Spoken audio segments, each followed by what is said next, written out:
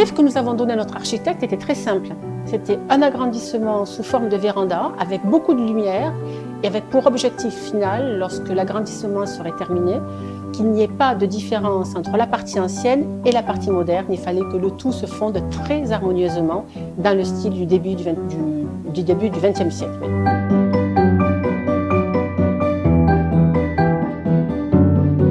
Moi, je ne vois que des avantages au fait de recourir à un architecte. Principal avantage, c'est le respect du timing, très important, le respect du budget dont nous avons convenu au départ, et puis surtout l'explication durant tous les travaux.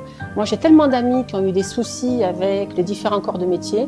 Faire appel à un architecte, c'est la coordination de ces corps de métier. Ça nous fait gagner un temps fou et in fine beaucoup d'argent. Deuxième idée reçue souvent, c'est qu'un architecte est assez têtu, ou en tout cas n'écoute pas suffisamment ses clients. Là, moi, je n'ai qu'un seul conseil à donner, c'est choisir le bon architecte.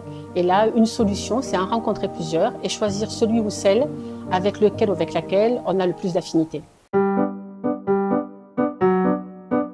C'est un vieux pavillon qui avait besoin d'être rénové.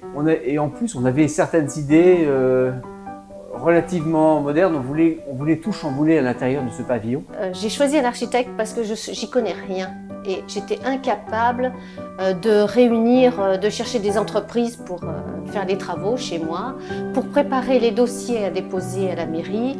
J'en étais incapable et pour moi l'architecte a fait tout ce travail ennuyeux et s'occupe de tout.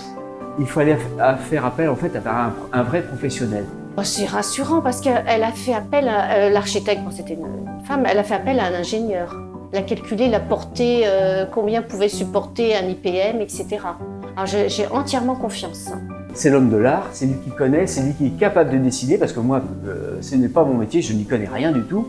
J'ai certes des idées, mais ça ne va pas au-delà.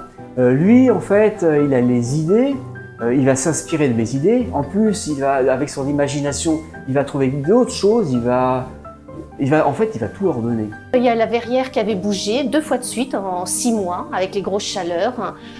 On lui avait envoyé un mail le matin. Le lendemain, l'entrepreneur était là et rectifiait à chaque fois. Alors souvent, les personnes ont des idées reçues sur le coût, et c'est vrai, l'argent. Tout le monde, à chaque fois, on parle argent, mais moi je vois, elle a négocié tous les prix.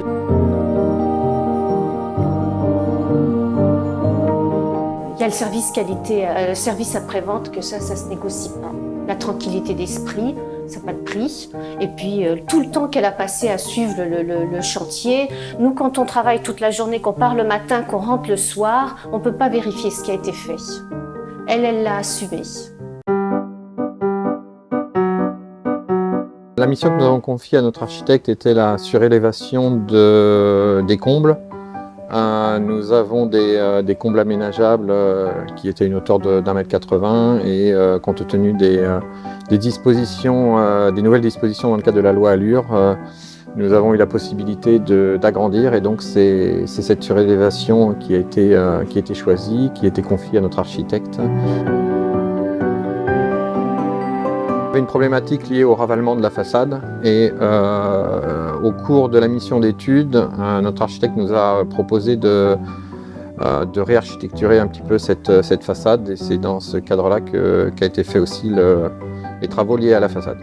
Je considère que le coût de la prestation d'un architecte est justifié parce que sans son aide, je pense qu'on aurait dérivé sur le temps, on aurait dérivé sur le coût, on n'aurait pas eu la même prise sur le maître de chantier.